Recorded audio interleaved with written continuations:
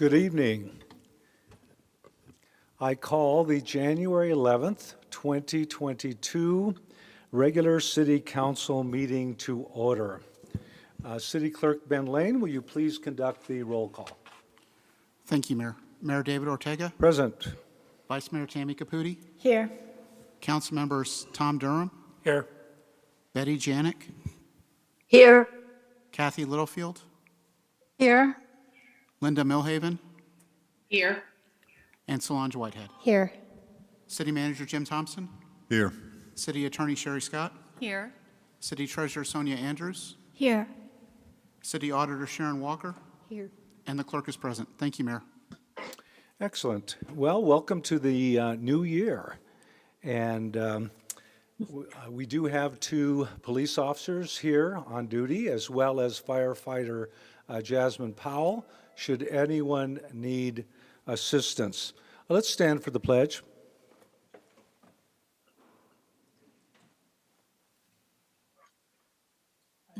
Allegiance to the flag of the United States of America, and to the republic for which it stands, one nation under one God, nation, indivisible, with liberty and justice for all.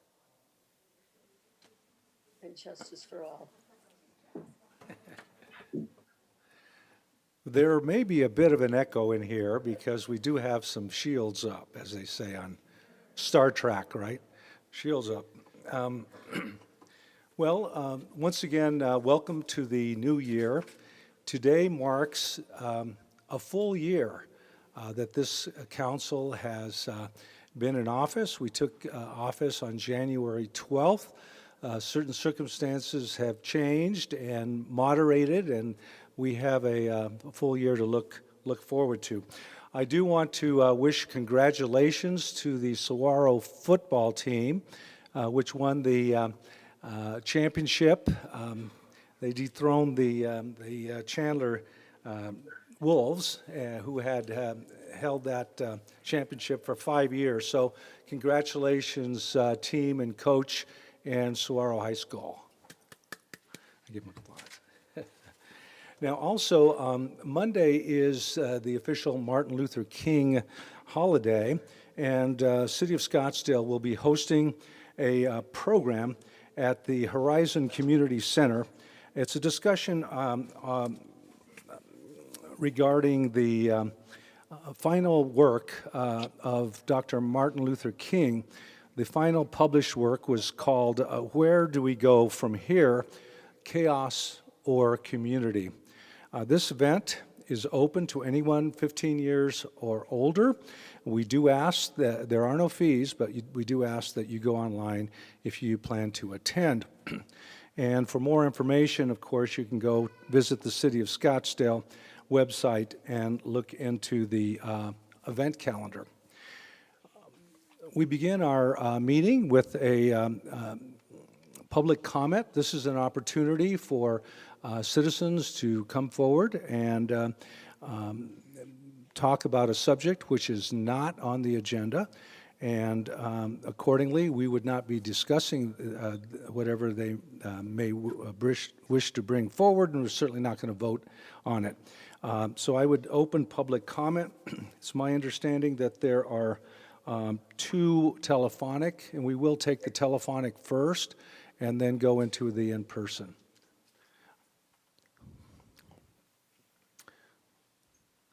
So Thank you, Mayor Lane. This is Brian, and we have two public comment tonight, Jason Alexander and Robert Littlefield. I am going to unmute Jason Alexander. Jason, you are on mute on my end. If you hit *6 on your end, you can begin speaking. Hi, this is Jason Alexander. My address is 9976 East Jasmine Drive. I would like to make a public comment that relates to the 92 Ironwood project. I read an article today entitled How Land Use Institutions Cause Rent Inflation in Metro Phoenix. I will be emailing you a copy of the article. A few key quotes that I want to share. Over the past 3 decades, local barriers to housing development have intensified, particularly in the high-growth metropolitan areas, increasingly fueling the national economy. The accumulation of such barriers including zoning, other land use regulations, and lengthy development approval processes, have reduced the ability of many housing markets to respond to growing demand. The article goes on, rather than allowing the market to correct itself, local governments keep stepping in to artificially constrict the market by limiting growth in their communities. If local government would only get out of the way and allow the apartment community to respond to market forces, we could climb out of the hole relatively quickly. Instead, the not in my backyard mentality has taken hold, which is not going to help rental prices for anyone. The article goes on to quote former Phoenix Mayor Paul Johnson. When growth is happening, you start to hear noise from people trying to stop it. They show up at council meetings and there's a sense that it's a majority, adding that NIMBYs represent approximately only 5 to 10% of the population, according to polling former Mayor Johnson conducted. Now, I think this is relevant to the 92 Ironwood project, as it is conducting an open house tomorrow after making more improvements based on public outreach. When Kurt Jones gave his presentation for the applicant a few months ago, he went into detail about the overwhelming support from local businesses and how the opposition does not live close by. In fact, the only residents living close by are vagrants squatting in the empty building. The emails you received in opposition have been driven by hyperbole on Nextdoor and false information about Chompy's closing and high-rises all along Shea Boulevard. This project has been victimized by a targeted PR campaign led by Susan Wood, Bob Pejman, and Bob Littlefield. We've all read their emails and heard their comments about conspiracies, evildoers, urbanist agendas, as well as been the subject of personal slanders by them, calling you shills or sellouts. These folks have a right to their opinions, but they are ideologically anti-growth. And despite factual information from our planning department, they have pushed false facts and an alternative agenda to create a wedge issue for the sole purpose of winning seats in the 2022 council election. The facts are we have nearly 97% occupancy rate in Scottsdale in residential units and nearly 15% vacancy in office space. 92 Ironwood has passed every requirement of our planning process and deserves your support. Please count myself and the other 3 members of my family as supporters of this project and the thoughtful, needed housing opportunities it brings. Thank you.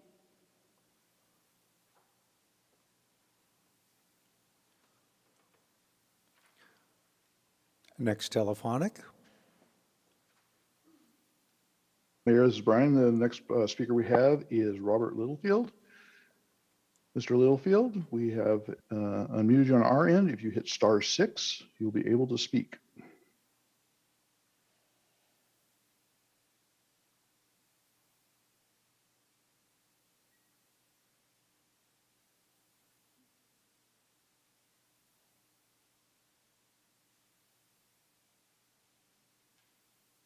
Okay, am I unmuted now?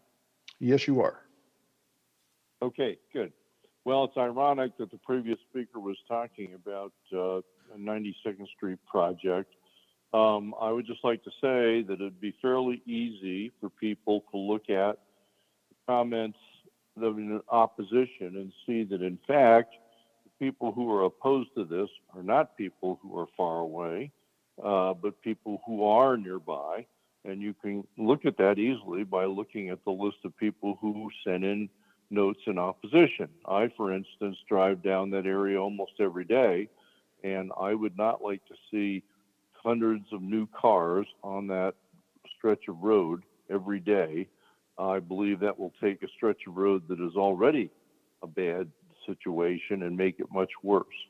So we could argue for hours about that. Don't have time to argue for the whole thing here now, but I will be interested to see at the developer's open house tomorrow night, which people who are concerned about this should definitely attend. If you're concerned about what this project is going to be like, you should definitely show up at this open house, and that's your opportunity to see what's actually going on. So thank you very much. Thank you, sir. We will now go on to in-person.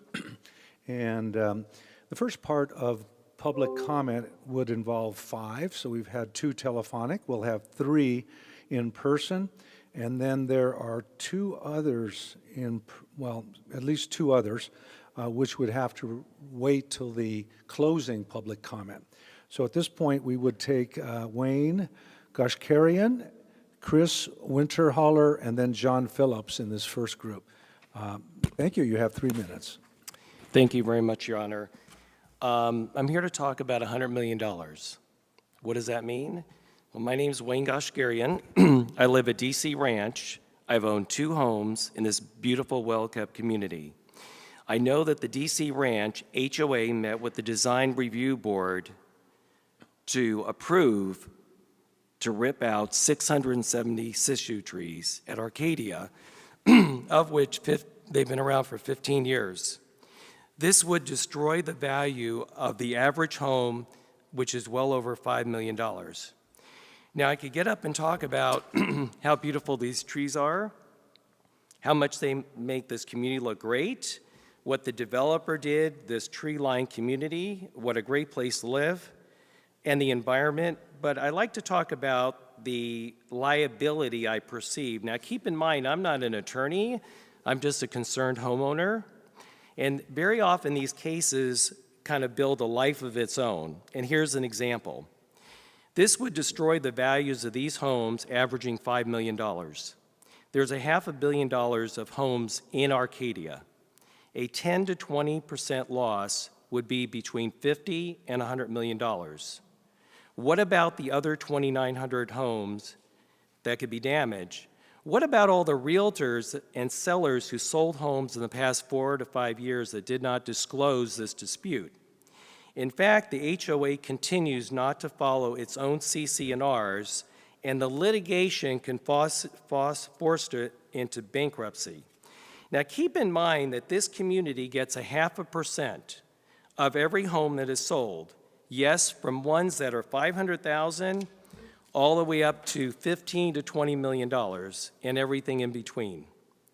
Their scheme, yes, their scheme, that would allow them to transfer the liability from the HOA and board members to the city of Scottsdale. If they would succeed when the lawsuits start flying from one of the most expensive communities, they would just point to the city and say they approve the tree removal. You need to contact the city council, and here's their phone number. My hopes is the attorneys at the city of Scottsdale agree with my comments about this liability. The Design Review Board, 6-0, made the right decision for the city of Scottsdale to protect its budget and not encumber the city with this huge liability. This HOA may want to appeal your decision in the near future and plead their case. They caused this issue, and this issue is between the HOA and the homeowners.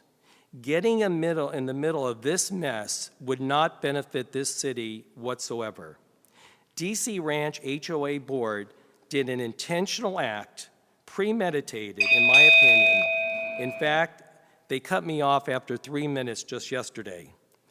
I asked you to do the right thing, and I only asked you to do one thing, is to call the HOA, DMB, Dan Kelly, Michael Burke, Brian, whoever over there, and get them to come to their senses and do the right thing for this beautiful community at DC Ranch. The DC Ranch HOA Board is going to bankrupt its financial health if this continues. Thank you very much for your consideration. Thank you. Next, we have Chris Winterhala.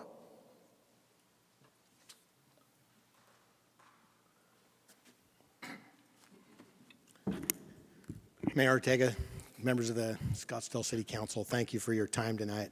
I'm a proud resident of Scottsdale and currently live in the Cactus Acres neighborhood.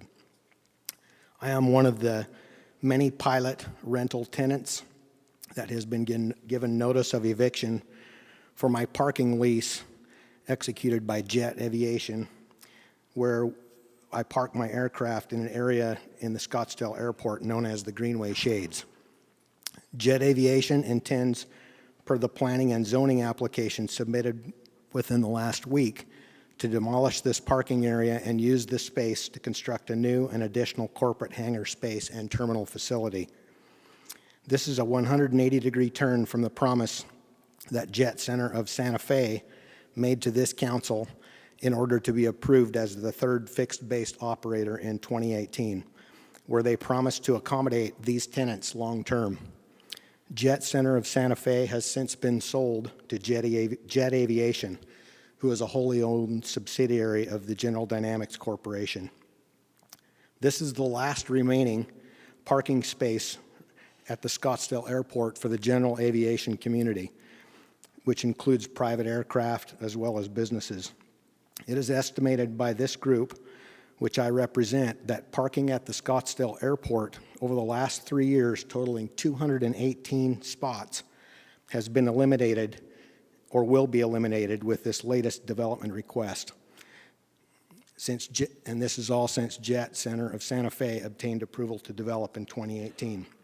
This change in Jet Aviation's plans go completely against the approved Scottsdale Master Plan, which specified that at least 210 general aviation spaces be maintained in the long term.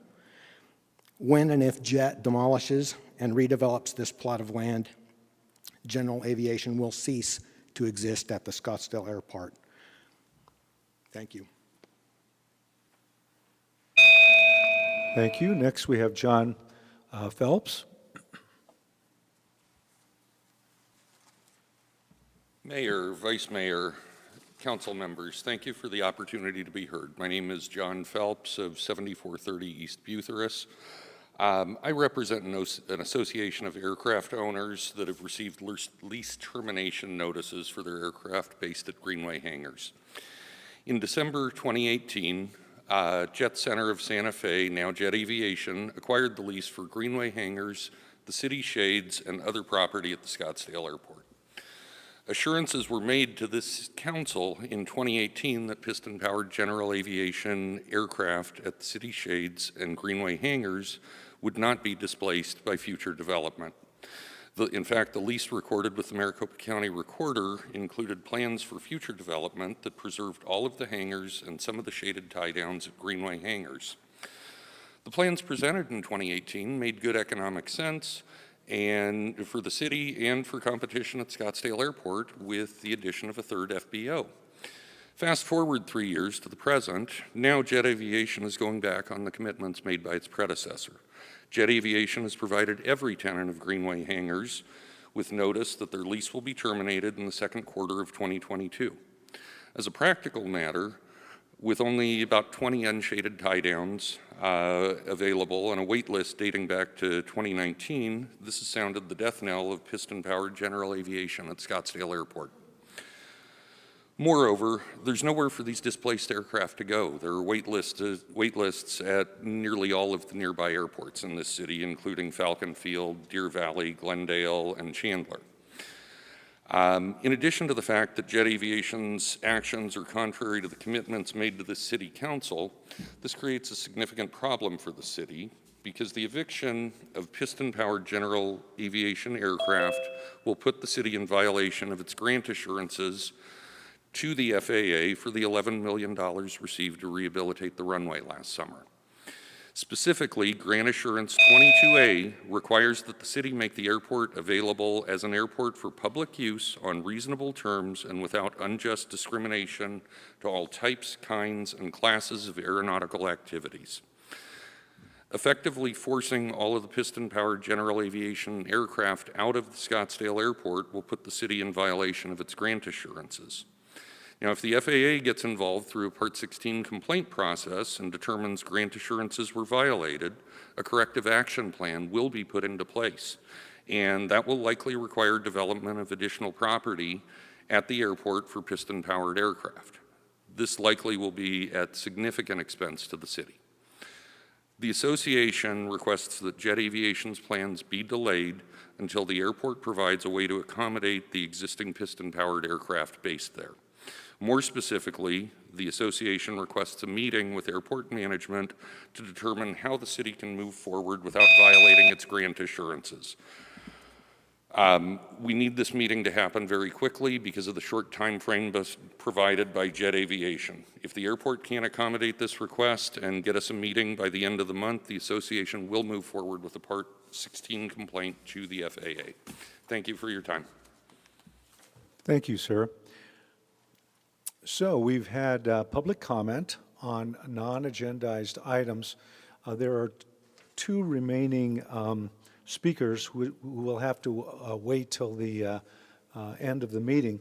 I do want to point out that we did receive a petition, and from time to time a speaker does present the petition. So I just wanted you to be aware that there's an opportunity for public comment at the end of the meeting when we do acknowledge that citizen petition. At this time, I would close public comment for this first session. And next, I would ask that we have approval for the minutes and any revisions to so state. So I would request a motion to approve the special meeting minutes of November 16th, 2021, executive session minutes of November 16th, 2021, regular meeting and work session minutes of November 16th, 2021, special meeting minutes on December 7th, 2021, and the regular meeting and work study session minutes of December 7th. Do I hear a motion and a second? Mayor, so moved. I move to approve the stated meeting minutes. Second. This is council. Okay. Thank you. At this point, just to point out that several of us are remote, and so we would ask that you register your vote here in person, and then, or let's let the clerk call a roll call. Excuse me. Thank you, Mayor. Councilmember Tom Durham, Yes. Councilwoman Betty Janik, Yes. Councilwoman Kathy Littlefield, Yes. Councilmember Linda Milhaven, Yes. Councilwoman Solange Whitehead, Yes. Vice Mayor Tammy Caputi, Yes. Mayor David Ortega. Yes. Thank you. Okay, next we have consent agenda items, number 1 through 22. And there is an opportunity for the public to speak on any of the consent agenda items, as well as council should they have any question. At this point, I do not see any requests to speak from the public. And so I would close the public comment regarding consent agenda items 1 through 22. Any comment? Otherwise, I'll accept the motion to approve consent agenda items. Mayor, I'll make a motion to approve consent agenda items 1 through 22. And I will second that motion, Councilwoman Janik.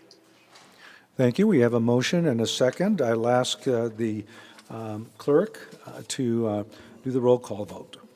Thank you, Mayor. Councilmember Tom Durham, Yes. Councilwoman Betty Janik, Yes. Councilwoman Kathy Littlefield, Yes. Councilmember Linda Milhaven, Yes. Councilwoman Solange Whitehead, Yes. Vice Mayor Tammy Caputi, Yes. and Mayor David Ortega. Yes. Thank you. That concludes the consent agenda items. There's no regular agenda items, but we are proceeding with the framework, reopening the public comment portion. It's a time reserved for the public to step forward and bring for discussion, make their point. However, the item should not be on the agenda. It's an unagendized item. As such, we would not vote or discuss any public comment. But at this point, we have 2 remaining, 1 telephonic. Excuse me, let me make sure this is correct. Yeah, we have 2 remaining, and they are in person, excuse me. So we have Mr. David Romolo and then Mr. David Woodbury. Thank you very much. You have 3 minutes.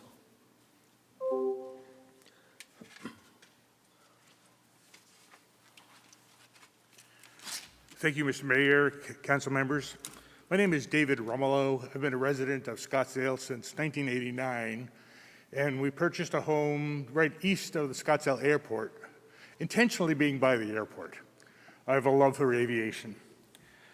But I want to call to your attention an issue that's been brought up by 2 other speakers tonight, and that is the eviction of 96 airplanes from the Scottsdale Airport with no place to go. There are wait lists at all the other airports in town for hangars and covered T-shades. The Scottsdale Jet, which is a subsidiary of the huge General Dynamics defense contracting company, has given us notice that our leases will be terminated second quarter of this year. We have no place to go. And this has been compounded by the fact that the same fixed base operator has wiped out most of the uncovered parking at Scottsdale. There is no parking for private aviation.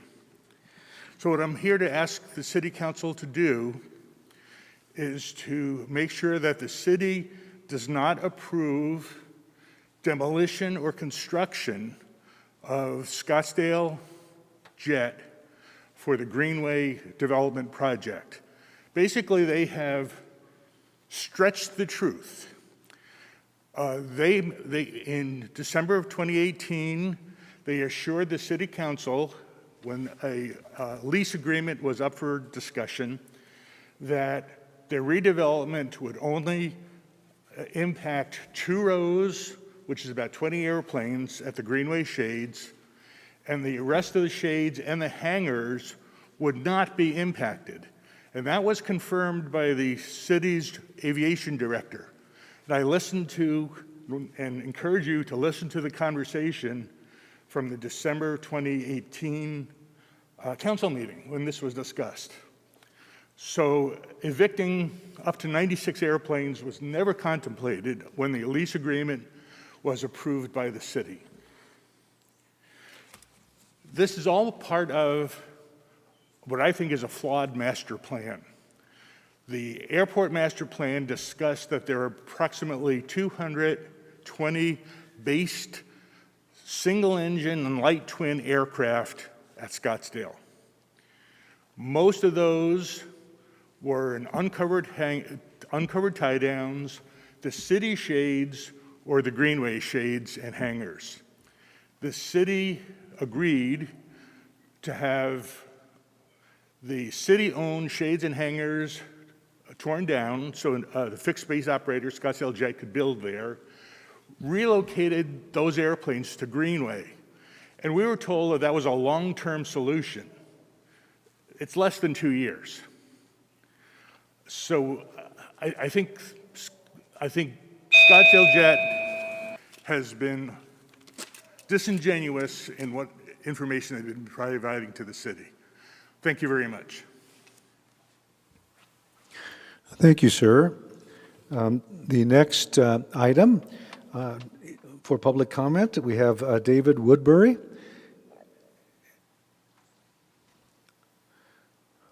I also see the youngest member of our audience, so we're happy to see you there, kiddo.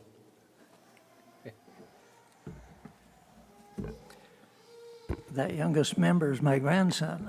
Whoa, wonderful. Well, what's his name and what's his favorite subject? No. Well, I know his name is Cameron. Naps, probably, right? No. Mayor Ortega and fellow members of the council, thank you for hearing my plea today. 51 years ago, in 1971, my wife and I purchased a home on East Sales Drive in Scottsdale. This home was originally built by the Scottsdale city planner, and at that time the property boundaries and fence line were set and established as they are currently today. We recently received a notice from the city in the form of a code violation, which if enforced would result in the removal and destruction of a significant portion of the backyard fence. Inadvertently, it would open up an alleyway between Sells Drive and Camelback Road, which has been closed off and in fact never been used for 57 years. Obviously, such a move would be detrimental both to the community and myself. I have taken the liberty to circulate a petition to see how many of my neighbors would feel about such a move. You have that petition before you now, as I understand. I think it's significant that not one neighbor of the 23 polled was in favor of the idea. I thank you for considering this petition. Thank you. Thank you, sir. And that concludes the public comment. So I would close public comment on the second session. At this point, our agenda does allow for acceptance of the citizen petition, which was just presented by Mr. Woodbury. And we can move to take action and as a body and have several choices. In listening to this or seeing it for the first time, I would prefer that the city manager look into this and report back to us so that no firm decisions made, but so we have more information. If that would be a direction I would probably accept. And do I have any comment to that effect? I'll second that idea. Okay, so make that a motion. And then we have a motion and we have a second. I will ask the, any other discussion? And great to see 3 generations here. You're amazing. Bye-bye, Kemp. Okay, so our clerk will conduct the roll call vote. Thank you, Mayor. Councilmember Tom Durham, Yes. Councilwoman Betty Janik, Yes. Councilwoman Kathy Littlefield, Yes. Councilmember Linda Milhaven, Yes. Councilwoman Solange Whitehead, Yes. Vice Mayor Tammy Caputi, Yes. and Mayor David Ortega. Yes. Well, thank you. That makes it unanimous. At this point, our posted regular agenda allows for the mayor or a council member to bring forward a matter and for discussion and a possible motion. I will recognize Councilwoman Whitehead. Thank you, Mayor. In January last year, this council recognized the value of protecting the remaining canal side parcels as parks. Subsequently, council approved the new Solstice Park in downtown. In our first meeting of the Downtown Character Area Plan, a plan that prioritizes the protection of open space and parks, I requested that the city's final canal parcel be included in the draft as a proposed new park. Tonight, I would like to request a future agenda item within the next 60 days, requesting that staff bring back for discussion and possible action what I would call the Canal Deck Park, located at 5th Avenue and Goldwater. Thank you. I would second that motion and just comment that I think it would be an appropriate bookend to Solstice Park and certainly provide some options to look at. And I did hear approximately 60 days. Hopefully we can get something on the agenda. Do we have any further discussion? It's actually limited. So at this point, I would ask the clerk to do the roll call. Thank you, Mayor. Councilmember Tom Durham, Yes. Councilwoman Betty Janik, Yes. Councilwoman Kathy Littlefield, Yes.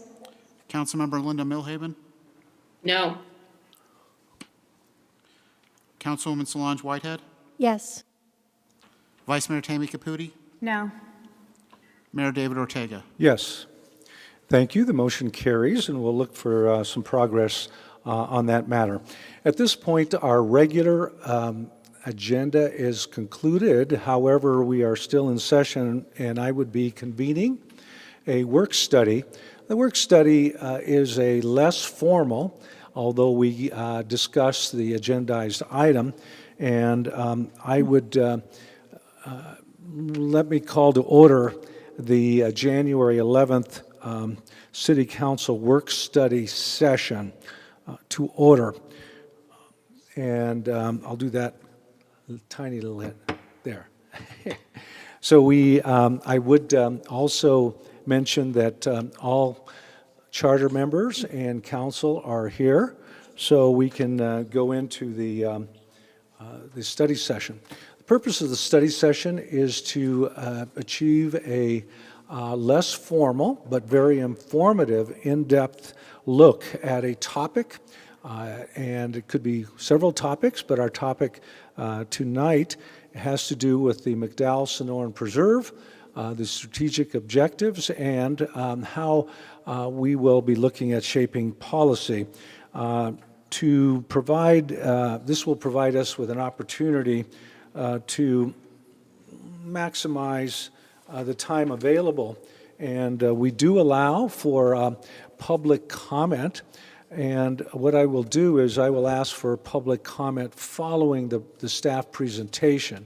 And then we, of course, can go into council questions and dialogue back and forth. So I will ask Croy Akbau to make the presentation on our work study item. Good evening, Mayor, members of the council. Croy Akbau with the City of Scottsdale, Preserve Director. This evening, happy to have Chairwoman Cynthia Wenstrom with us and former Commissioner and Chair Jace McKeegan, who are going to be doing a fair amount of the presentation lift here. And we will walk you through a response here to the this little advancement going. There we go. Back in July of 2021, the Council approved the organization's strategic plan for 2021-2022, and it included the two items that are up on your screen. In general, the first one speaks to looking at the future funding of maintenance needs for the McDowell-Sonoran Preserve, and the second bullet item raised questions or interest in potential for future land acquisition options. And so that is what this presentation is really meant to do, is provide you some information that this commission for many years has been working on, and we're very pleased that you had these questions for them. And with that, I'm going to have former Commissioner Jace McKeegan speak a little bit about the history of the Preserve Commission process. Thank you, Croy. Mr. Mayor, members of the council. Let me say thank you. This has been a long road to get to this point for those of us that served on the commission. We think this is a very important issue, and we're very pleased that you asked us these questions and that we could present this to you. With the recent 25th anniversary, it was certainly a time to look at our past successes in terms of the taxes, the acquisitions of land that we've taken so far, which are significant, the access that we've provided to the public. Those are wonderful things, but it also brings us to questioning what's next for the preserve.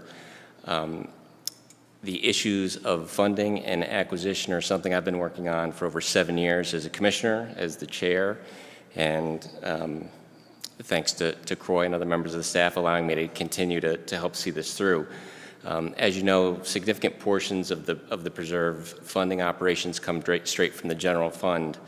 For the past several years, we've been looking at whether or not some form of dedicated fund could be created to operate the preserve. That started with the concept of a perpetual care fund or endowment that would rely on the existing tax structure.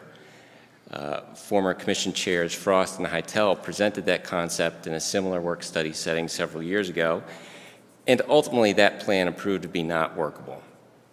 So at that point, Croy and I and others looked at what alternatives were there to an endowment type fund, and when we looked at the tax structure and saw that we had taxes expiring in 2025 and 2034, we wondered if it might be appropriate to consider a tax for operations that would probably be on a much lesser level, obviously depending upon guidance from both the council and the public. And so we again began looking at that. We started by looking at the management objectives that are in the Preserve Ordinance, Section 21-3, management objectives. We came up with categories. Over the course of years, we were looking at historical data on various costs where possible. In other areas, information was not available. As you will often hear, this preserve is unique. Cities don't do this. Other cities don't do this. We do this. But as a result, there's not a lot of places to look for help. We were pioneers in creating the preserve, and we're going to be pioneers in funding the preserve. The commission has worked very hard to come up with some estimates on figures. You'll see some base operating level numbers, and you'll see some higher levels of support for your consideration. As Cynthia goes through these, I would ask you to keep in mind that Proposition 420 passed several years ago, which defined preserve funds and limited the use of preserve funds. These would certainly be considered preserve funds under that definition, but Proposition 420 allows a public vote to expand the uses. And so I think that's what we'll be looking here is ultimately a public vote on these funds and these uses so that there would be some oversight to it. With that, I will turn this over to Cynthia Wenstrom to go over the various categories and the budget items, and then I will come back to talk about acquisition more at the end. Thank you, Jace. Thank you, Mayor Ortega, Vice Mayor Caputi, and council members. It is an honor to be here with you this evening. So just right off the chute, I'll just draw to your attention without going through each line item that we're looking at an annual total budget for the preserve, maintenance, and operation of $2.1 to $2.8 million. So that leads us right into our daily activities and operations. And what this consists of is making sure that our trailheads are clean, the trails are maintained. We have those wonderful maps out there. Obviously, we are known for our incredible signage. It also goes into our added volunteer support. And the way that we support the volunteer program, the stewards, if you will, is as we would any other city volunteer, which is with shirts, a recognition program, at $150,000 per year, but I have to tell you that the value that the stewards bring to us is valued at $1.5 to $2 million. So it's a very good investment to support that at $150,000 per year. And the other item is new projects, which we'll talk about as we go further into this. But I would point out to you that our field activity and support is very heavy in volunteer hours and very light in staff hours. Total, again, here is 1.25. Okay. And let's see, let's go on to the next one. Here we are looking at the education aspect of the preserve. We want to talk about things in our education programs such as why do we have a preserve, what is it, and how will we protect it? Expanding that program and outreach is really important to us, as well as, and we would do that through multiple modalities, including on-site, hands-on, and virtual, so that it's reaching a larger audience. This is estimated at $150,000 to $300,000 annually. And again, as Croy mentioned, these are numbers that we're working with, and there's obviously some movement in there between low and medium in that number. As we move on to protecting our preserve or truly preservation, this talks to an estimated $250,000 to $500,000 monitoring the plants and the wildlife for threats, specifically maintaining the diversity of our animals. It's critical that we have a good genetic mix in our animals so that they are moving between the northern and the southern part of the preserve as well as into Tonto National Forest. This gives us sustainability of our wildlife. It is also critical from a plant perspective. We also look at determining impact of our interface with the preserve, the urban interface, the boundaries, the usage of the preserve. Those things are threats to plants and animals, and it also is critical that we look at invasive plants. We are looking at a projected annual cost of $250,000 to $500,000. And we're also looking at a general fund proposal for fiscal year 22-23 to update it's a one-time expense of $200,000, the ecological resource plan. We need to complete that plan. It is not completed at this time. All right, let's look at habitat protection. Specifically, we're going to start out with invasives. Invasives are what a lot of us would call weeds. They're things that are not natural to the preserve or to the Sonoran Desert, but they do make their way into our land.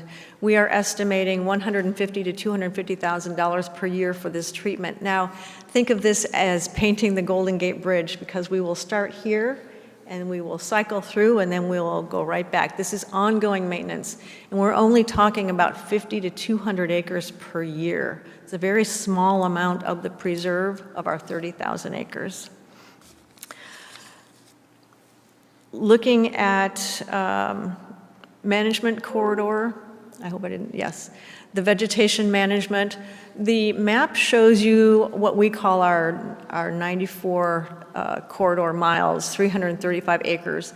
It is along Pima Road. You can see that it goes up to Stagecoach. There's interior there, which is the gold line that you see. And then most recently, we did work on Pima near Dynamite, which is what you see in pink. That is to reduce fuel load. Those are areas where we are very prone to vehicles that may catch fire, a spark off of a chain, all the things that we know have caused major fires in our state. So we have taken, and I'm going to let Croy correct me on this if I'm wrong, but for $170,000 to $250,000 per year to minimize that fire potential on those corridors is about 70 feet. Does that sound correct? It'll vary, but yes, it's in that up to 70 feet in width would be treated on a yearly basis. Okay. And finally, we would also monitor, map, and assess the progress of the invasives and the fuel reduction work that we're doing at a cost of $100,000 to $150,000. And I'm sorry I missed the restoration. That's critical. I was just following along here.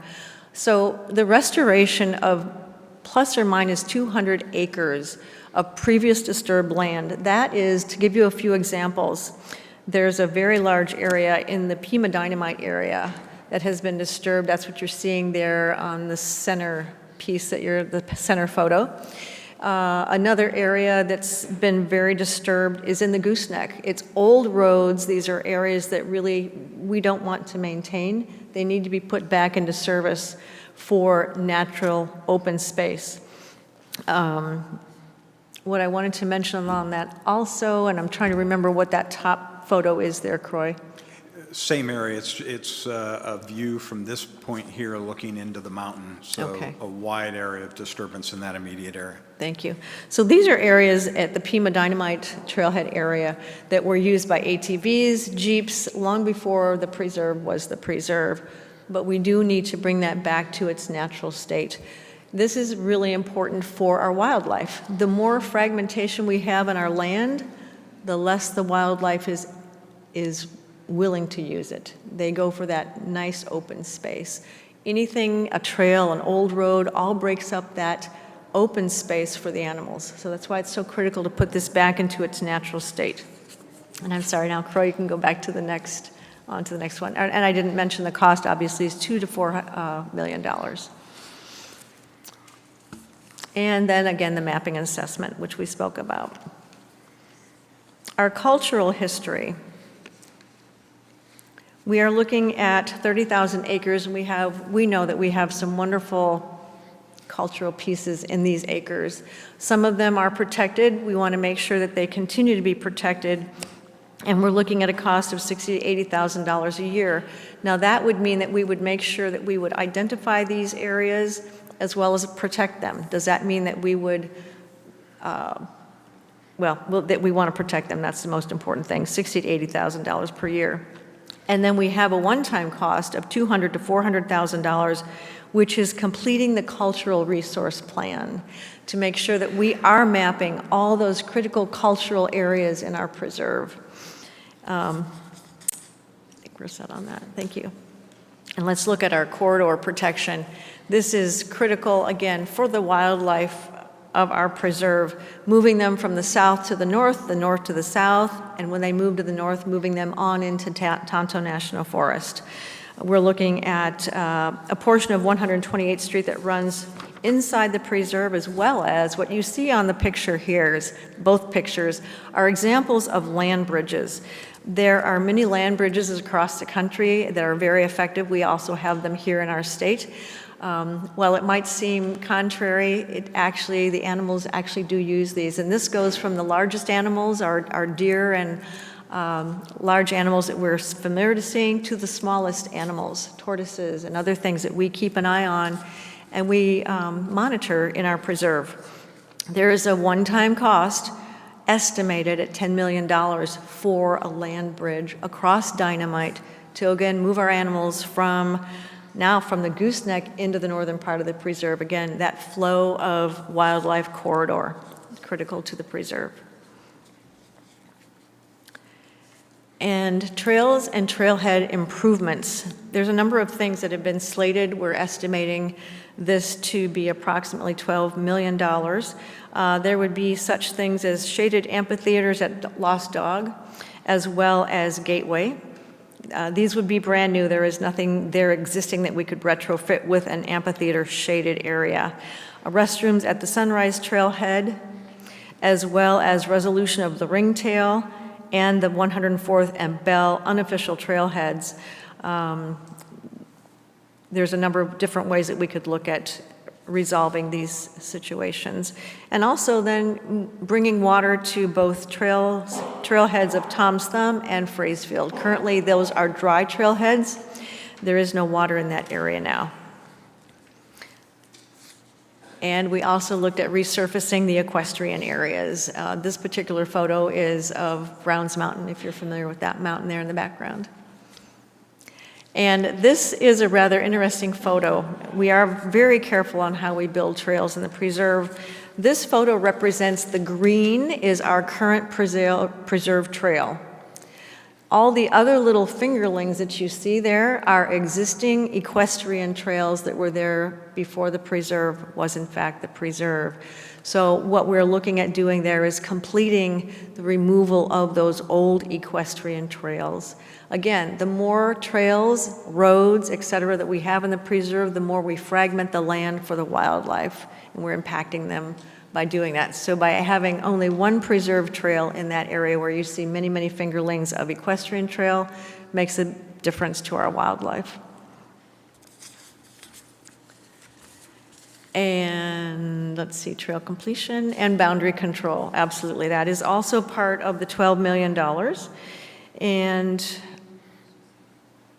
that will be presented, I'm not sure that there was, other than the fact that the boundary control is part of that. So there are areas of the trails or of our preserve where we have old barbed wire, which is original, and now we would move that into more of what you're seeing, the pipe here, as you're seeing in the fencing here.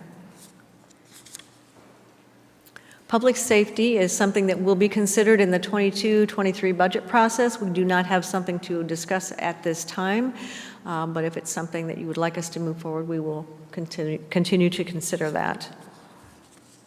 And we're looking at the numbers again, an annual projection of $2.1 to $2.8 million with one-time cost projected at $27 million.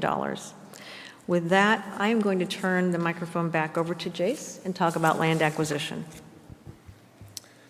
So land acquisition, let's start with reminding ourselves about where we're at and the tremendous success we've had. We've protected 30,580 acres. As you can see, over 28,000 acres at a projected cost of about $1.7 billion. When you factor in the interest expense, we're looking at, on average, somewhere in the $60,000 an acre range, which will help be helpful to you later for comments about additional land acquisitions. It really has been a tremendous success. I think you probably hear that like we do from both residents and visitors. We've accomplished much of what we set out to do. The vast majority of land that's within the recommended study boundary, which you can basically see there in the dark green and the blue, has been accomplished. So we have nearly met all the initial acreage goals that were set out. We've provided access. We've established connectivity between the preserve, the county park, and the Tonto National Forest. And we have preserved biodiversity wherever possible. It really is something to be celebrated. So where do we go from here? When we looked at this, we reviewed the various opportunities that were available. We looked at prioritizations, which were established by prior commissions. We met with the State Land Department. Croy and I met with them personally. We had a presentation to the Preserve Commission from the State Land Department. We reviewed all kinds of maps that covered things like slopes and biotic communities and wash corridors and trails. We've walked areas of interest to get firsthand looks. We've had presentations from the Conservancy and opinions offered on what may or may not be important within remaining areas, and it's been a very thorough process. What you see on the slide are 4 areas of potential acquisition opportunities. In the top, in the blue, you see the 2 sections that are commonly referred to as the postage stamps, followed by an area that basically surrounds Legend Trail and abuts up to the preserve. That is state trust land. That's approximately 4,000 acres. Below that, in the red, in what we call the gooseneck area, there are some private areas that are not currently within the recommended study boundary, which could be considered. There are areas within the area of Pinnacle Peak Road that you see circled in yellow below that, which provides some potential opportunities, although most of them are already subject to hillside ordinances and natural open space protection. And then finally, down in the southern area, in the Lost Dog area, there are some opportunities for acquisition. Anytime we talk about acquisition, we obviously have to look at cost and funding. These are the latest projections we have in terms of what could be available. You can see the number starts out at 22.7 right now and could grow to as high as 70 million. Very difficult to tell, but these are the best numbers we have at the moment. With the taxes coming to an end on this, it is likely that bonding any further will be difficult, and that what we are looking at are actual numbers that we'll be working with as opposed to larger numbers that could be bonded out. So much of our focus has been on the state trust land in the northern areas that you see depicted there. By way of background, much of the green in the northern area to the right of that blue section was acquired as a result of the Arizona Preserve Initiative. What that meant was that entire area was at one time state trust land. We were able to get much of what you see in green on the right designated as suitable for conservation, which meant much, much lower valuations. Why would the State Land Department allow that to happen? Well, the Preserve Initiative allowed us to take the area you see in blue and improve it in some ways that increases the value to offset the reduction in value on the other side. So the zoning case, you'll remember from a few years ago, has dramatically increased the value of those remaining lands of state trust land. In our meetings with the State Land Department a little over 2 years ago, they were projecting somewhere on the order of $300,000 to $600,000 per acre for the land you see in blue up there. Those numbers have only increased from what we are hearing, and that upper end number may be approaching somewhere in the order of $750,000 an acre. Obviously, that is significant, and if you look at, for example, just acquiring 200 acres within that range could be on the order of $60 million to $150 million. Obviously, the expenses go up as you look at whether it's 500 acres or even larger parcels. The numbers get very large very quickly, and if you go big enough, you could be looking at spending more on that blue land in whole than the rest of the entire preserve has cost already. So we can go to the next one.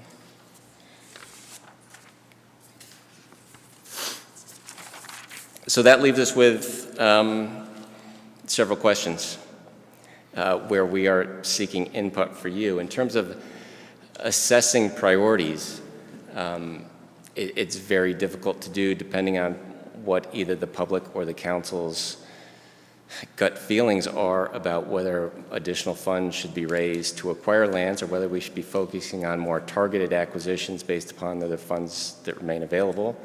And it's certainly possible that you could come back to us and say you should do both and put that out to the public and have them comment and decide, because ultimately with all of these things, That's what we expect the process to be, is to hopefully get some comments and discussion from you, to take this out for public comment, to get the public's view on things, to further refine numbers, details, and ultimately with the goal of possibly going back to the public for a vote on these issues. And again, I want to thank you very much, again, for considering these issues. Like I said, many years of work, many different iterations of the commission have looked at these issues, and to finally get these issues fully before you on a personal level is very gratifying. So.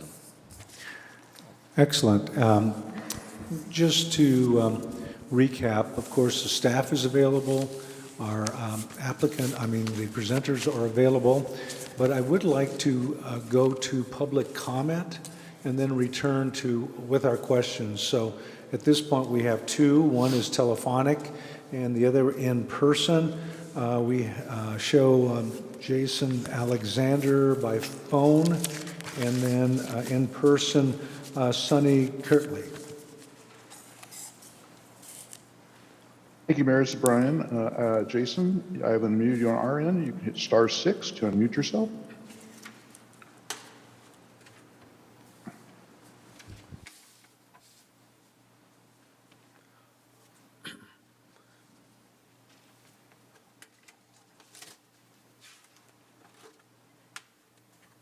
Jason, I'm still showing you muted on your end.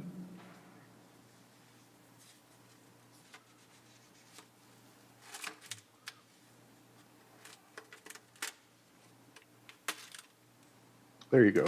You're unmuted now.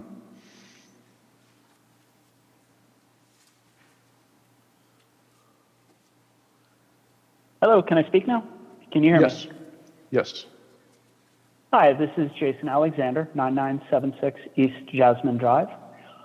Scottsdale taxpayers, as you heard in the presentation, have invested $1.7 billion in our preserve, and we have no dedicated funding source for maintaining this asset. We need to fund maintenance of the preserve somehow. I believe we should use the preserve fund to create an endowment to maintain the preserve. I believe this usage fits the spirit behind the preserve tax and honors the intent of the voters when we chose to tax ourselves to create the preserve. Unfortunately, we actually prevented this usage when we passed Proposition 420. During the 420 campaign a few years ago, over and over in interviews with every news outlet and in all of our campaign messaging, I shared the talking point that the city charter had been changed 15 times in 20 years, and if our charter change had unintended consequences, we could put a subsequent change before the voters. Furthermore, we emphasized in all of our campaigning during Prop 420 that we were not preventing any usage of funds. We were merely ensuring that the voters would have final say over those funds. I think we need to get behind a funding source, either by putting a fund usage before the voters or a charter change before the voters. We need to recognize that this was an unintended consequence of our Prop 420 efforts and adjust. We knew all along that the preserve tax was predicated to have an overage. I sat down several years ago with City Treasurer Jeff Nichols, who walked me through all of it. The presentation for the work study details possibly 20 to 70 million overage at this point, which is consistent with the information we had back in 2018. We said all along that the citizens should vote on these funds, either to create an endowment for maintenance, to buy more land, to return the money to the voters, or to build the Discovery Center. Our job is not done. We need a funding source for maintenance, and we should ask the voters to support the preserve funds. As your presentation shows, buying more land at the current rates will be $300,000 to $750,000 per acre, possibly. 200 acres will be a drop in the preserved land mass, but that 60 to 150 million in an endowment will maintain and protect the preserve for generations. One thing all of us agree on, and several of you came to office campaigning on, was protecting the preserve, and I think this is how we can go about doing it. Thank you.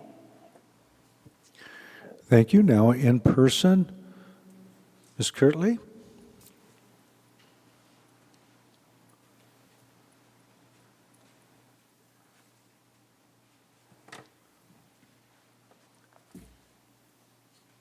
Technical problem.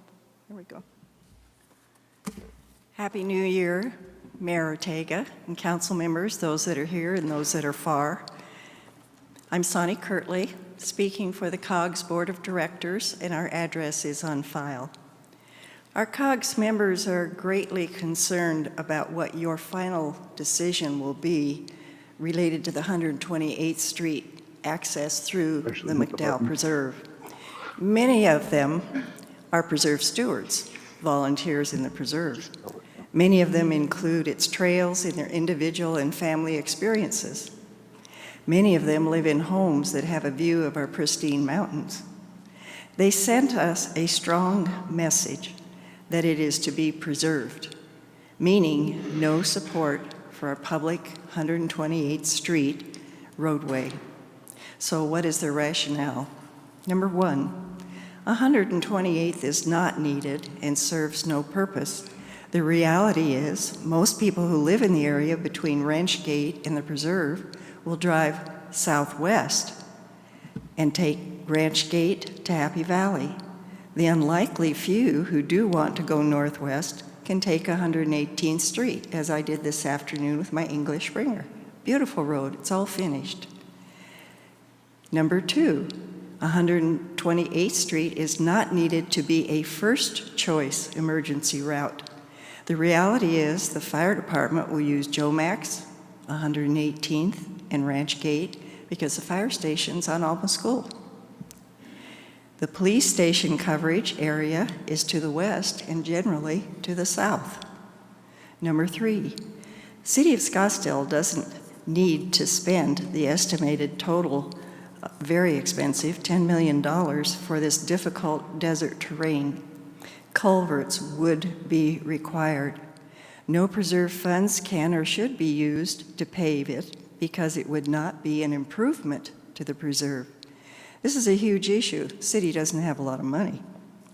And may I remind you, there is no developer money that will contribute as they can't build adjacent to 128th Street. Both sides are preserve.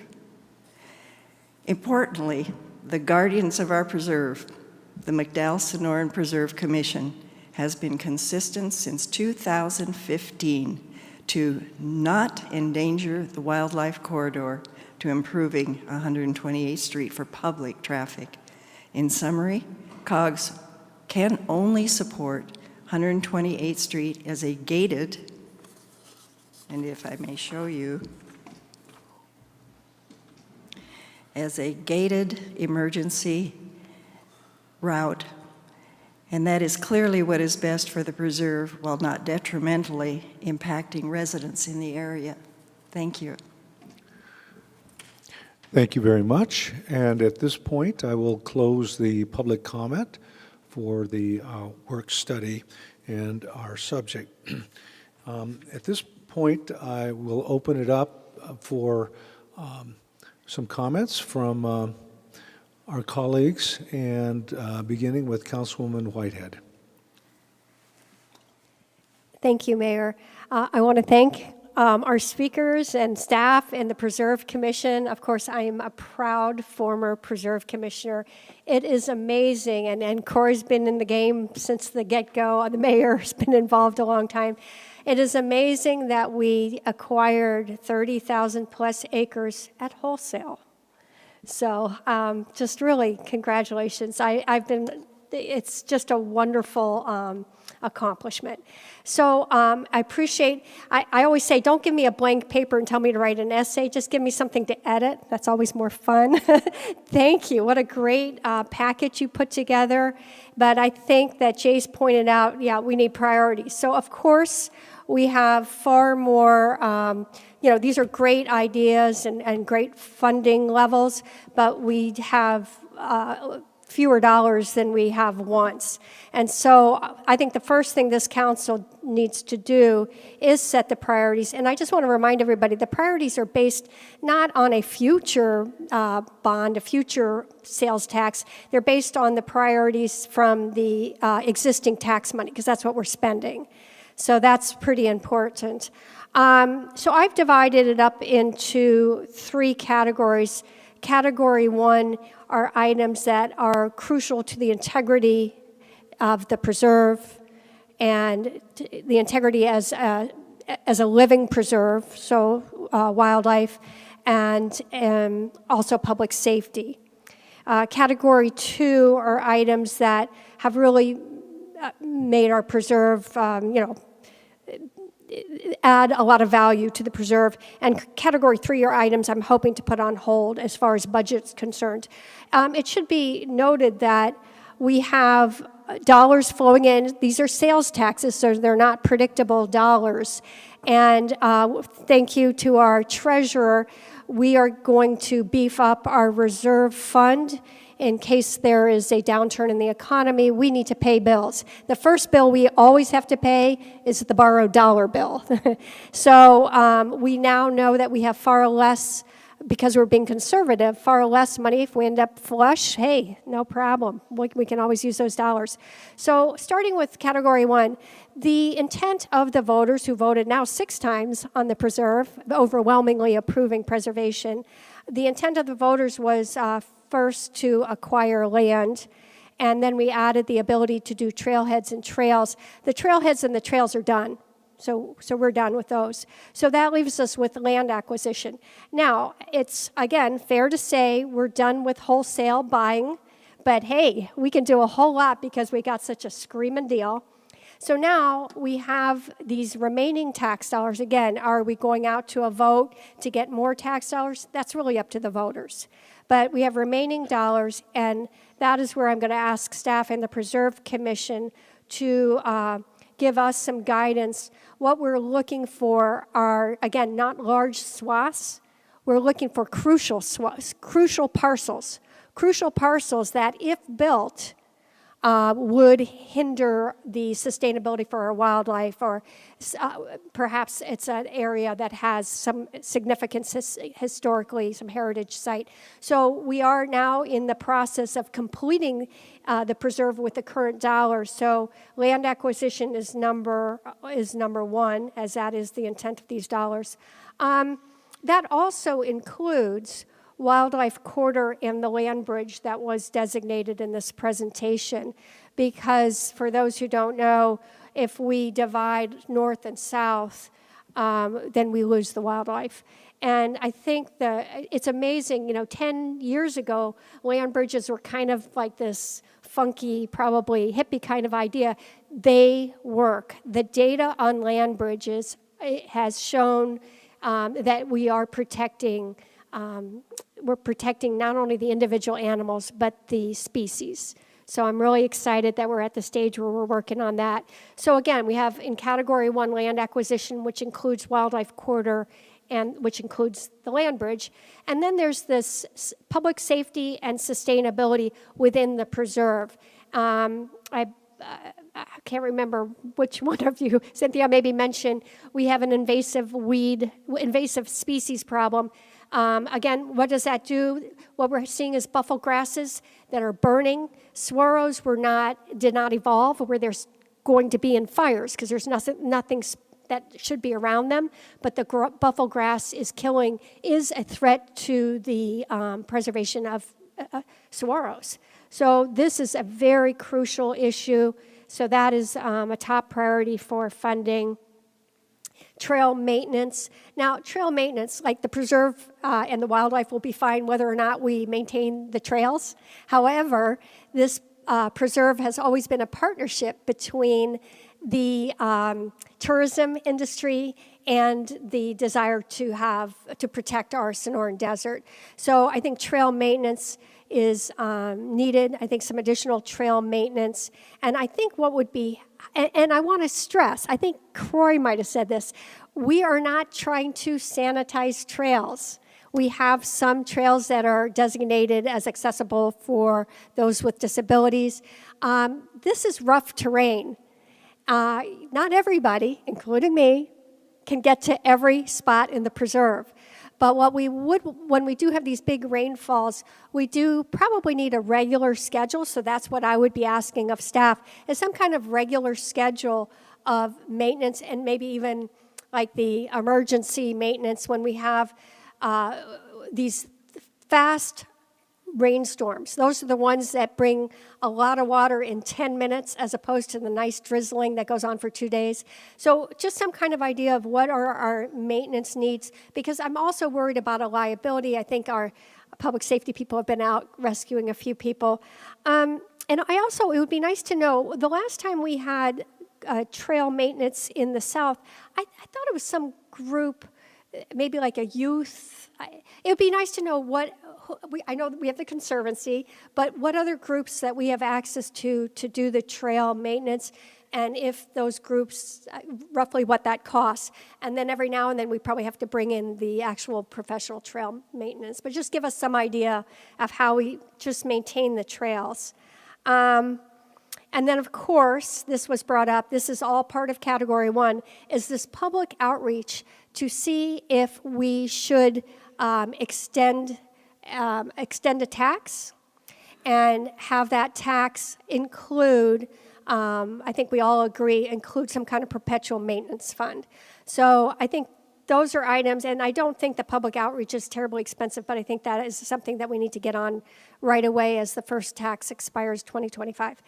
Okay, now we're on to Category 2. So we have, the cultural, historical preservation, education.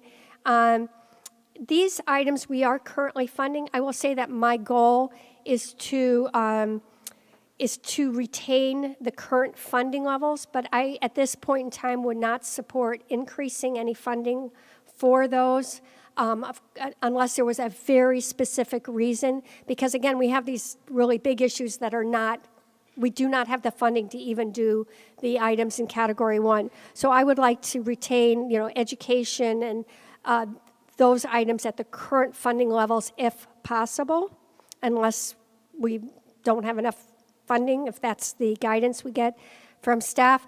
I would like to add an item to this Category 2, and it's access.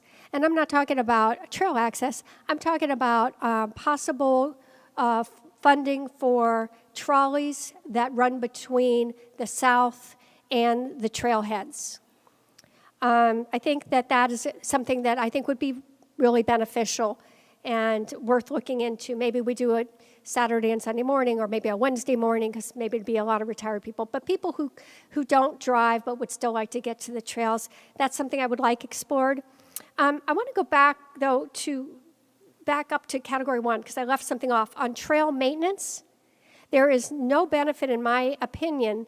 We have 104th and Ringtail are unofficial kind of neighborhood trails, but I call them local trails. Like maybe Experienced Scottsdale doesn't know they're there, but all of the residents do. They are heavily used by people who don't live in those neighborhoods, but like to be in the preserve.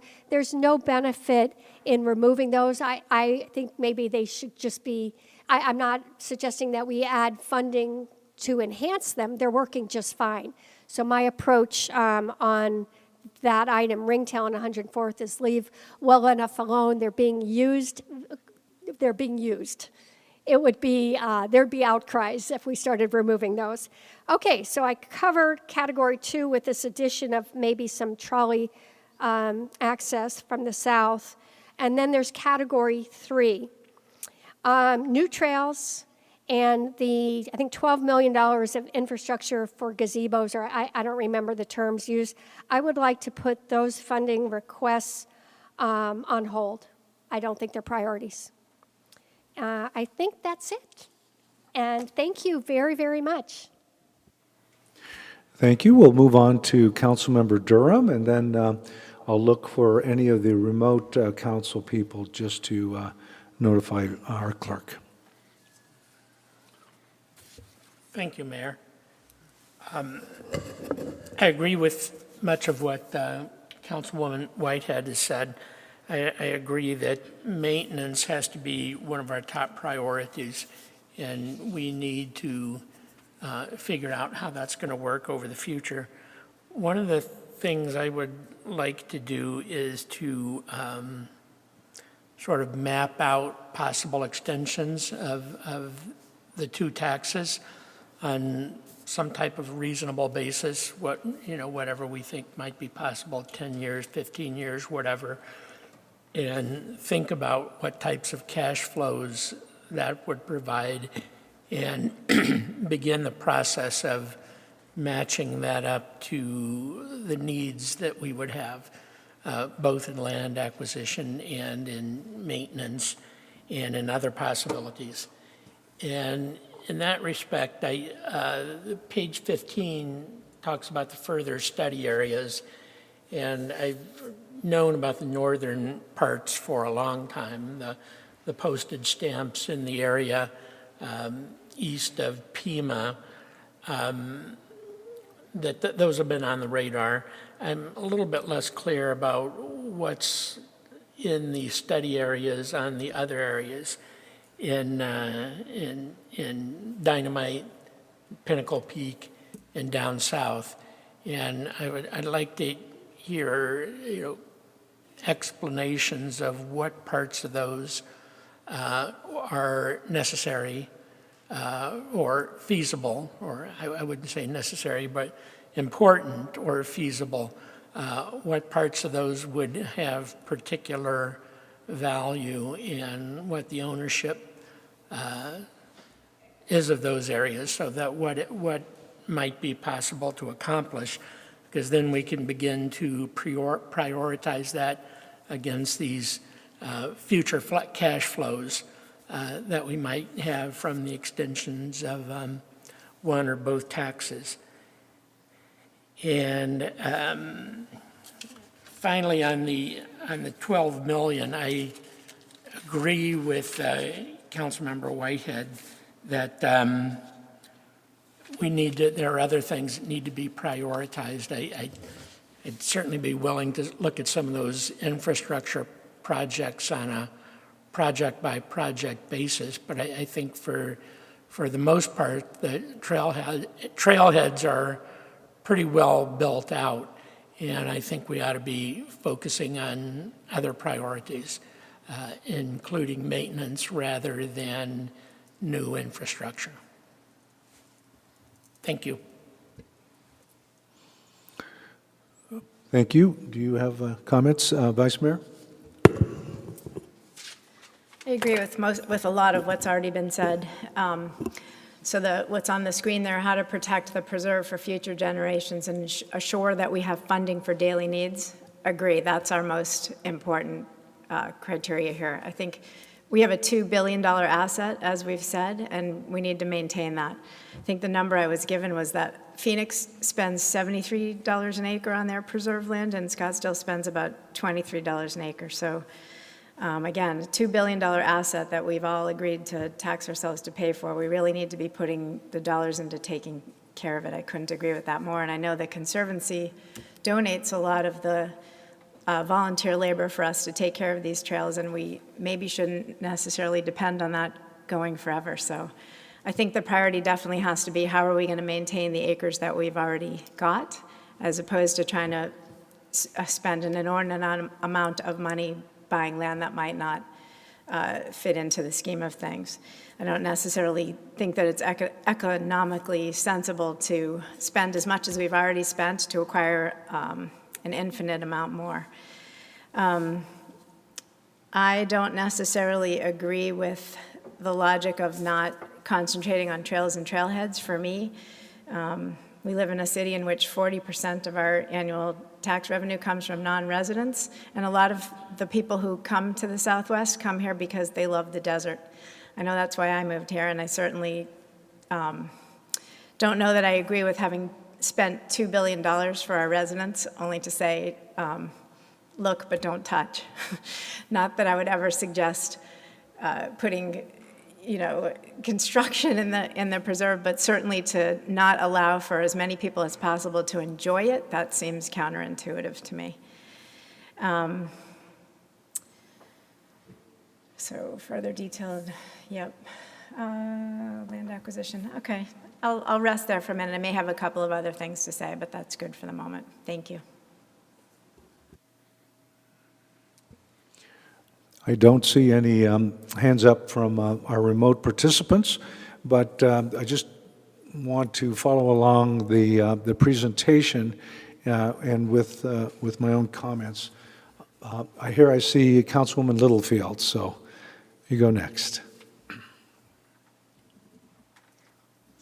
Thank you, Mayor. I agree pretty much with what everyone has said here tonight. I do have a couple of things I'd like to stress. We have spent, with our citizens' approval and vote, a lot of money on purchasing the land in our preserve.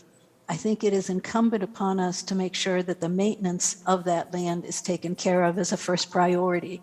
I would want to do that maintenance before I would consider buying more land that we would not maintain.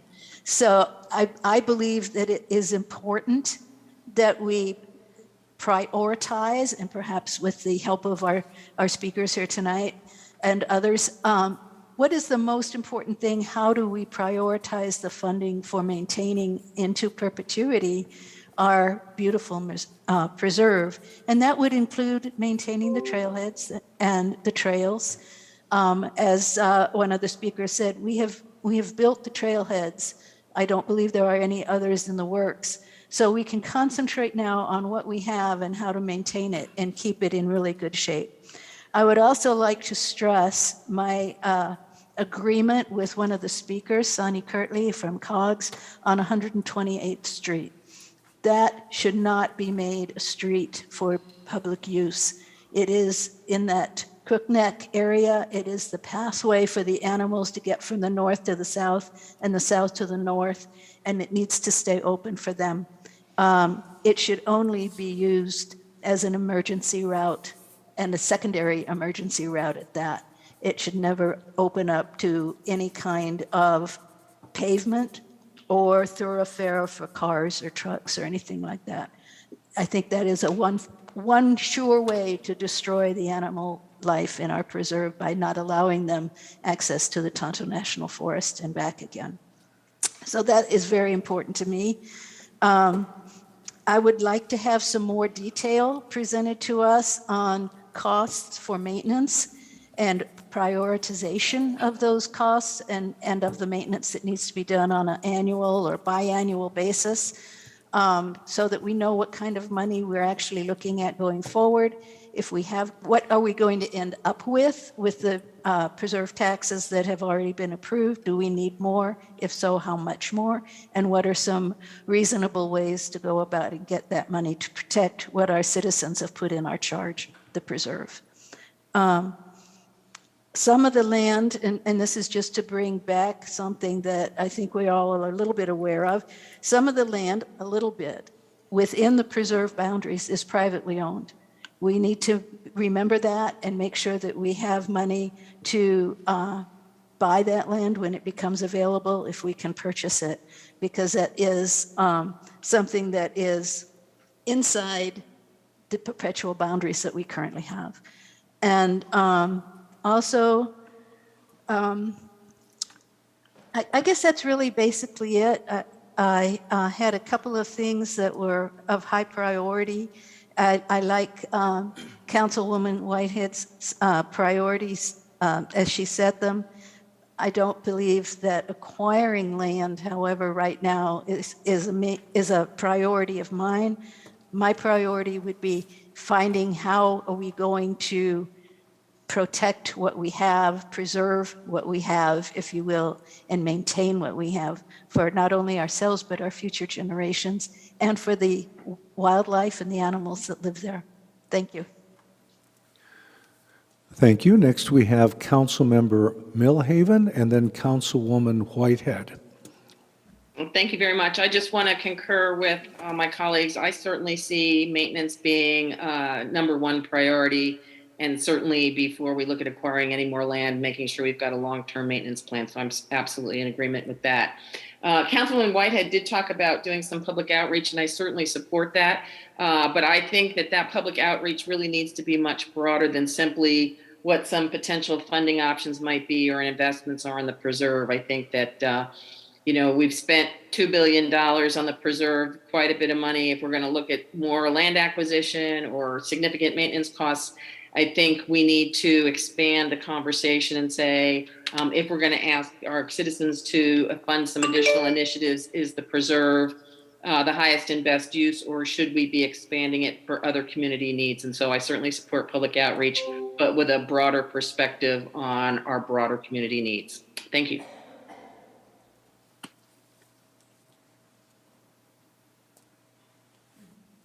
Should I go? I think I'm going to go. I'm not sure where the mayor went, but I'm sure he'll be back. Okay, so first of all, I didn't even talk to Councilwoman Millhaven, and yet she read my mind. I agree that the discussion should be broader, and I have my own set of ideas for that. But yeah, we do need to broaden it. I also agree with Councilwoman Littlefield and Durham that we need to identify what private lands are there. Mayor, I jumped in and helped myself. Okay. So we do need to look at those private land parcels. Wherever we have the least amount of control, we want to try to acquire, and if there's some critical. I want, if possible, I would like staff to come back, and I think it's important to understand, everybody's worried about maintenance, including me. The maintenance of our city property, whether it's the billions of dollars of parkland that we have or the preserve, is covered by the general fund. I think what we're seeking to do is to protect that from the general fund, but we don't have the ability to do that right now. It does have to go to the voters. So, but I think the feeling is that there's no money to protect the preserve, whereas in fact, the general fund is budgeted to protect the preserve, to manage and maintain the preserve. So I think it would be helpful from staff to give us those numbers from the general fund. And again, this is how we maintain the parks, and maybe that should be up for discussion too. I want to talk about the city of Phoenix, because it was brought up that they spend a lot more money on their open space, which I would not necessarily call preserve. Their open space, which I do spend a lot of time in, is crisscrossed with so many trails, it's devoid of wildlife. So I commend us again, not only for getting land at a deep, deep discount, allowing us to go ahead and get any remaining crucial parcels out at market value, but we've maintained it in a way that has not put the needs or the desires of every single hiker ahead of the purpose of the preserve, which is to preserve it. And so, yeah, we need to be very aware of that and keep up that ethic where we do not allow, and we have hundreds of miles of trails. Perhaps that would be another thing to help my colleagues on council know, is there's very few places you can't get to in our preserve. The access is certainly not a problem, but the physical fitness aspect, well, that's up to you and me and everybody else who wants to get to those spots. So I think that's it. Thank you. Councilmember Durham and perhaps Councilwoman Janik. That's one thing I forgot to mention is in my travels through the country, I have seen underground animal pathways, underground tunnels that pass under roads and allow that to even sort of have fences that funnel the animals into the underground pathway. I have no idea whether that works or it doesn't work, but it seems like it would be a less expensive option than the overhead bridges. So that's something I think we should at least look at as a means of transporting the animals from one part of the preserve to another. Thank you. Okay, I see a hand up from sorry. Did you have anything else? Yes, I did want to. Oh, yes, I do. Councilwoman Janet. I do hear Councilwoman Janik. Thank you. Thank you. I just wanted to add that I agree with most of what's been said. For me, maintenance is the most important aspect of what I think we need to do. Charity begins at home. Take care of what you have. I would also like to look at any parcels that we could acquire that would greatly assist in keeping our animal population stable and allowing them to migrate from south to north and north to south. So those would be my two considerations. Again, if we could just isolate a couple parcels, see how much they cost, and see if it's doable. But maintenance to me is the most important aspect. So thank you. Okay, thank you. I see Vice Mayor. Thank you, Mayor. Just really quickly, I noticed that we have representatives from the McDowell-Sonoran Conservancy here, and I just want to repeat that we are very grateful for all the volunteer hours that you give to the city. I think you mentioned a figure of $1.8 million, which is pretty impressive. And I want to make the recommendation, perhaps, to staff that we have the Conservancy give us an annual update to the council. I know that we get annual updates from the other organizations that work with our city, like Scottsdale Arts, and we don't actually get a yearly update from the Conservancy, and I just think that would be fairly valuable considering how much they do donate to our city. Thank you. Well, thank you. I think I'll do cleanup here. Everyone else has responded. And I was very fortunate. I did go to the McDowell-Sonoran Preserve commission meeting, when the finances were discussed and how the remaining balance may be as little as $22 to $70 million of the original bonding capacity. I just want to mention that very briefly because part of that savings really occurred because the projections were 20-year projections, and then, of course, the interest rates have continued to fall. So that's why there is some money there to discuss today. So the preserve has come a long way in the last 27, 28 years, and I will concur that the trailheads are built out. I believe that there's nothing else in the works, so we are mature in that aspect. We have the Pima Dynamite open up recently, and that's a great asset. Along those lines, the trail system is very adequate. I say that because it was well planned by the predecessors of the commission, and it was well thought out, and it appears to be functioning well.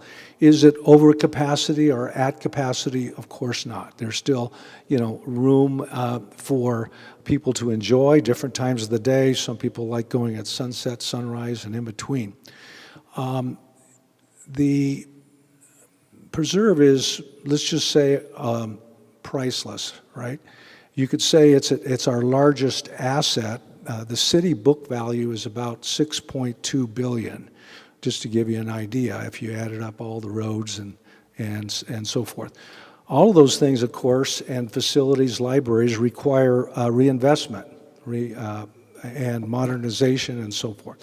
So having upkeep on an asset is nothing unusual. The three areas that I look at would be the hazard.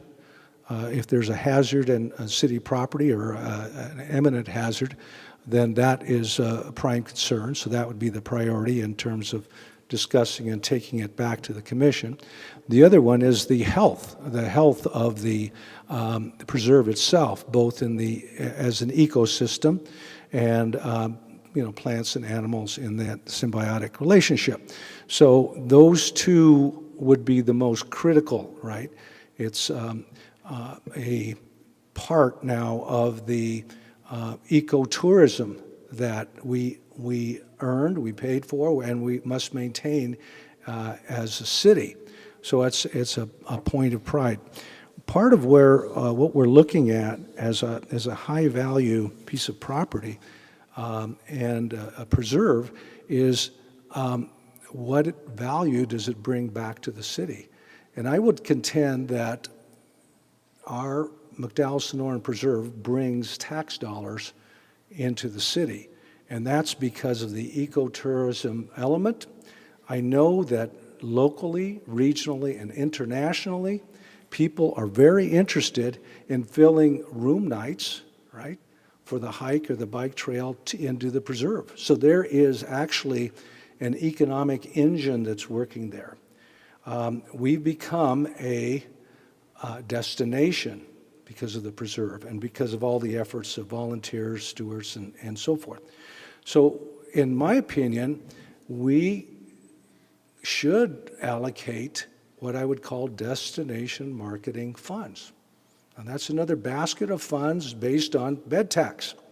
And it's quantifiable. And we could say that, we have another vehicle for taxation, which also the voters voted on, and it involves, certain percents that flow to a destination marketing group as well as half to the city.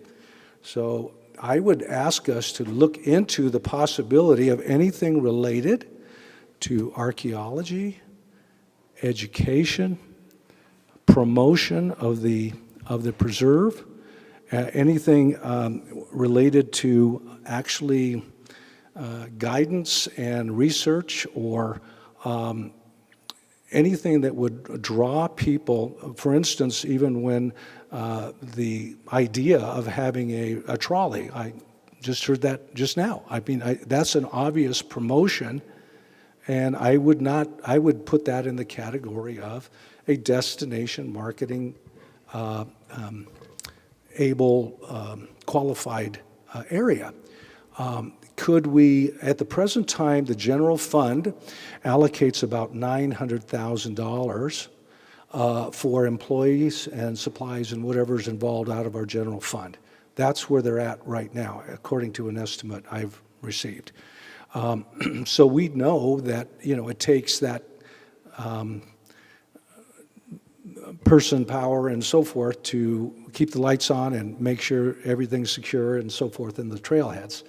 But I really feel that we should look at I would say again, a destination marketing McDowell Sonoran Preserve Fund, which would be available from the bed tax portion. It's no different than when the destination marketing looks at promoting our old town, or saying that they needed rentable space, or pay for advertising, or whatever that would augment that. It may also roll into something else, which would be even the safety of people and first aid and whatever. I mean, there's a certain backbone that we can fortify this great asset that we have. So I would ask that we look at that. I'm in agreement of a wildlife bridge, whether it's a tunnel. Those tend to be really cool too, temperature-wise, and that's a good attraction for wildlife as well. There's too much roadkill and so forth there along Rio Verde and Dynamite. So that really interests me in terms of proceeding with that. The other question I'm going to kind of ask my peers here is really, we've looked at or discussed whether or not land acquisition is a high, medium, or low priority among us in terms of what we're trying to achieve, because there's the maintenance component and operations and so forth, and safety component, and then there's the reach to buy more property.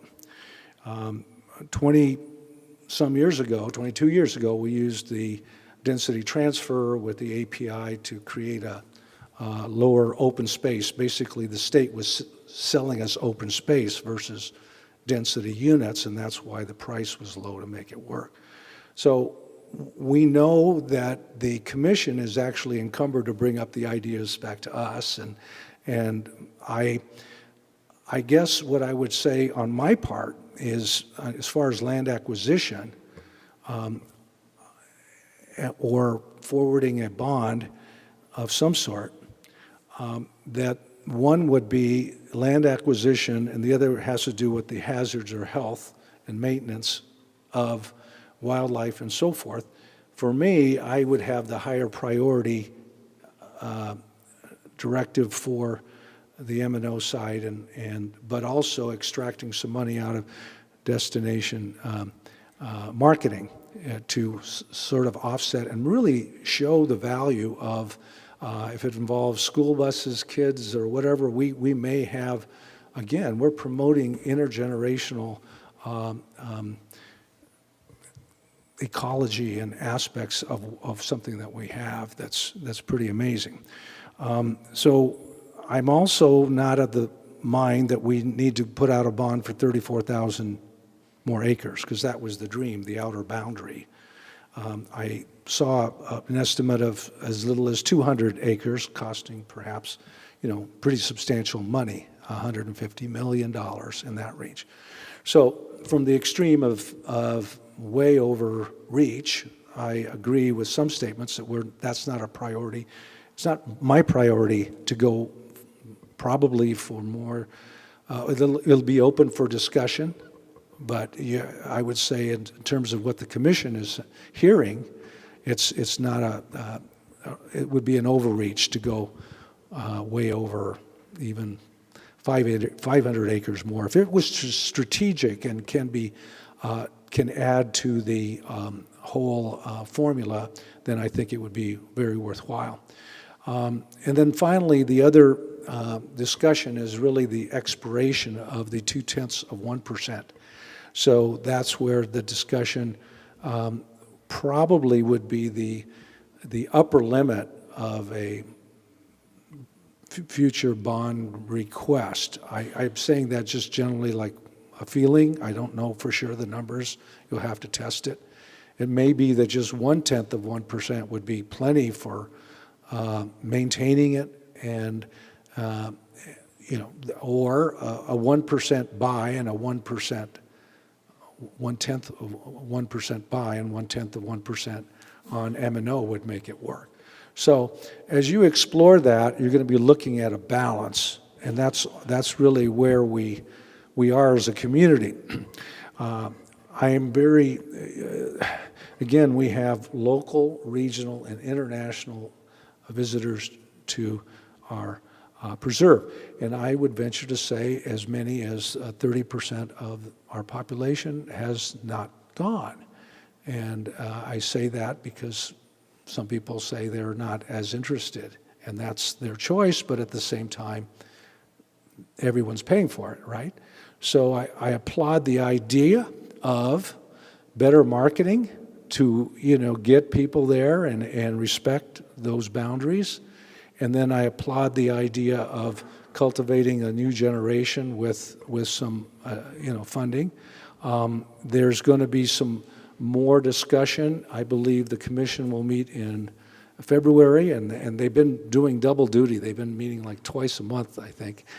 So that's a good sign, and we have a look ahead. I think we can always rely on the Treasurer's Office to, show us some of those projections and where we're at.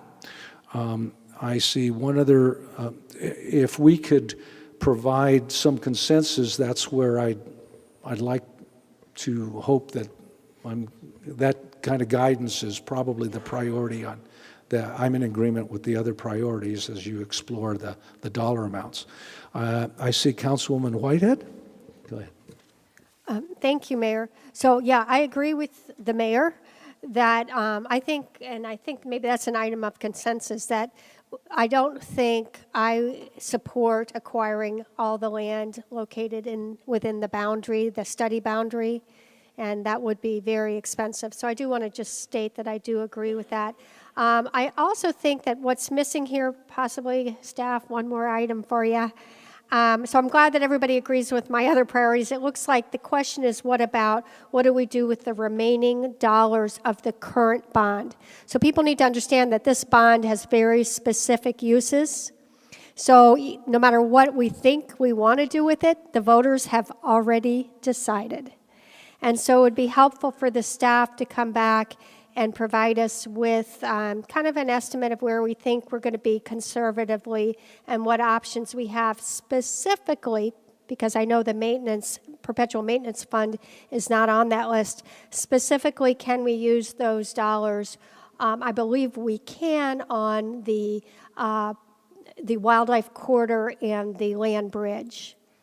That would be of interest.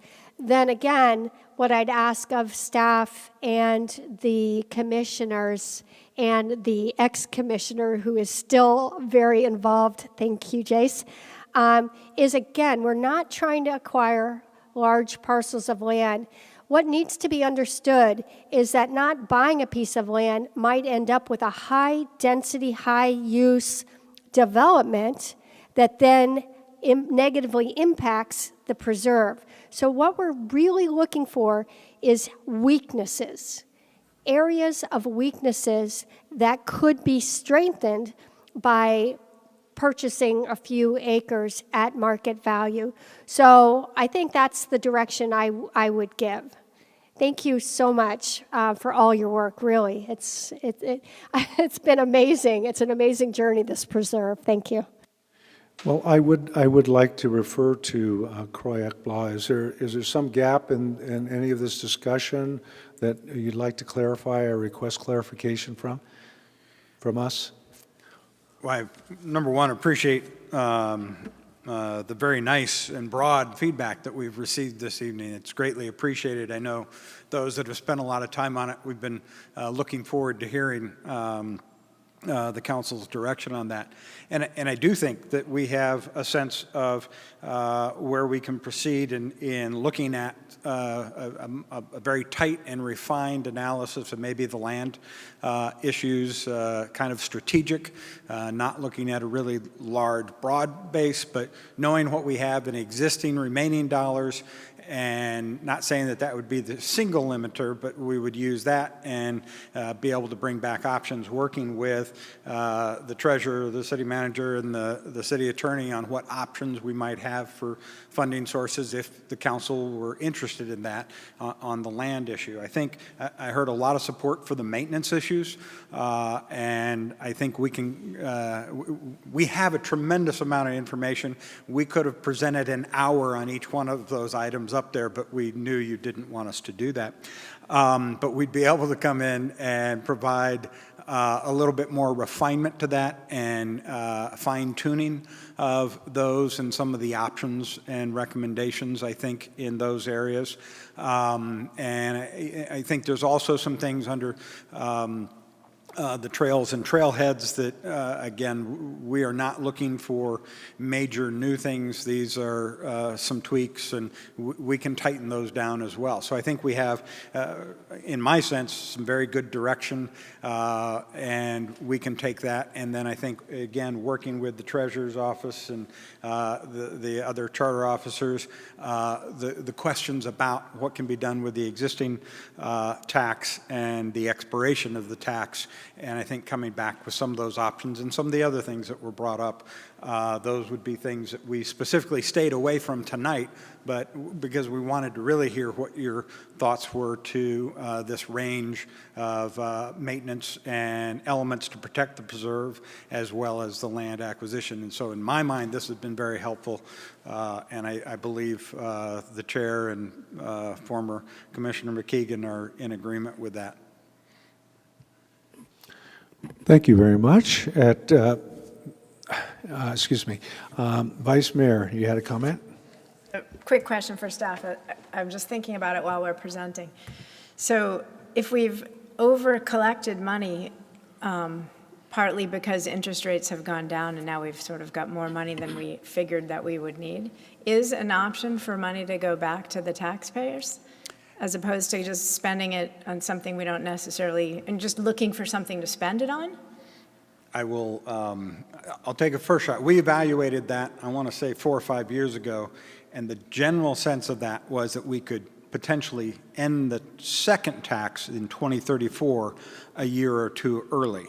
I don't think there's a refund option per se, but I think those were some of the things that were explored. It gets difficult. There are a lot of legal and financial obligations that are tied into that, and that was my recollection of the past, but I'll let the city attorney. Just because what I'm hearing is our priority is about maintaining as opposed to just spending money just because we have to spend it on land acquisition. That just seems, it doesn't seem like a great idea.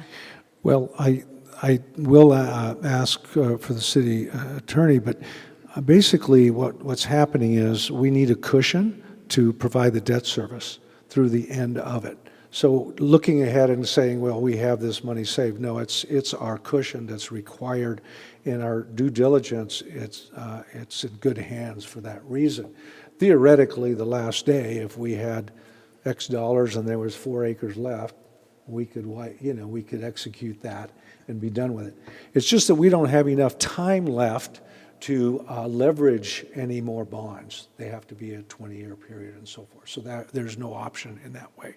I see some nods. Is there any need for Charter to speak on this? Okay.